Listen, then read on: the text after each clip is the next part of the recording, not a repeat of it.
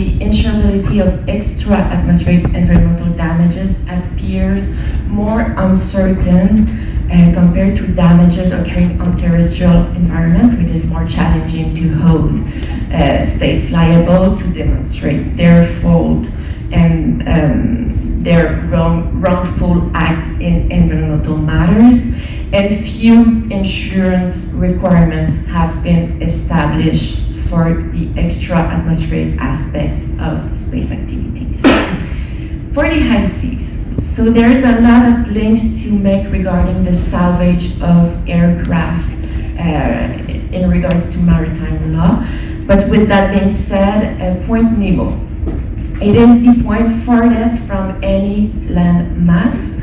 It is also known to be the spacecraft cemetery. Since 1971, more than 263 pieces of debris have been submerged there.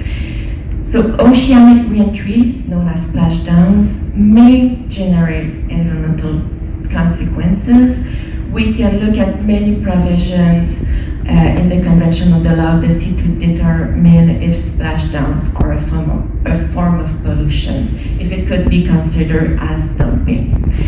So are splashdowns non-compliant with international law, and consequently could this measure engage state liability if environmental damage is observed?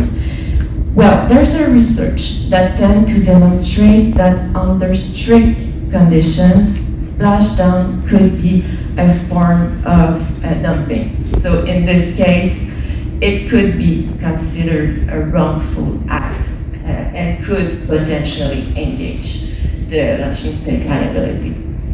States, among those analyzing the present research so far, that have implemented insurance requirements for return activity that might be used in the context of marine pollution. So that's France, United Kingdom, Australia, and the United States.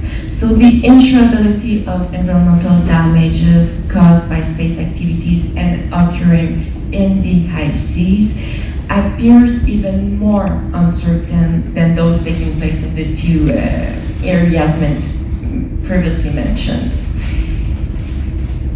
I would like to briefly highlight the role of insurers in the space governance ecosystem.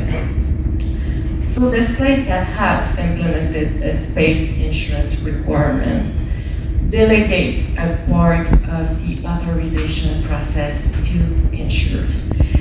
And the latters assess the risk to offer an insurance policy or not. And in their risk assessments, well, space insurers have evolved into genuine risk analysis and risk avoidance specialists. So they play a key role in the evaluation of technical standards. They also play a key role for collision avoidance. So overall, insurance services help modeling the risks. It has a positive impact on the sustainability of space activities to a certain extent. So we can ask ourselves if the role of insurers could be further developed, if, to better mitigate environmental damages, for instance.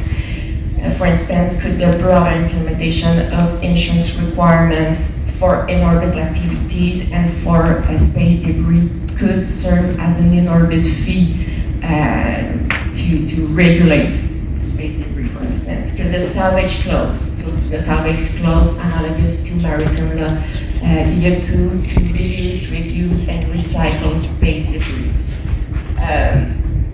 But there are also critics surrounding the broadening of the insurance role. So with the insurance required, are states delegating too much power to these private actors? We can also ask ourselves if they are better suited model of governance, such as the resilience of object implemented through technical standards that I believe will be addressed in a presentation this afternoon. Requirements and environmental damage take shape through modalities determined by legislative and contractual mechanism. And the insurability of environmental damages caused by space activities is facilitated with the implementation of legal mechanism delineating the scope of the requirement. And the scope may vary depending on the area of damage, since the area determines the liability regime, and therefore it also determines the elaboration of recourse action. Insurers have a key role to play in space governance, especially regarding the protection of terrestrial and extraterrestrial environments. And this role could be eventually extrapolated to the specific case of moon governance if technology one day enables such activities on the moon, such as mining.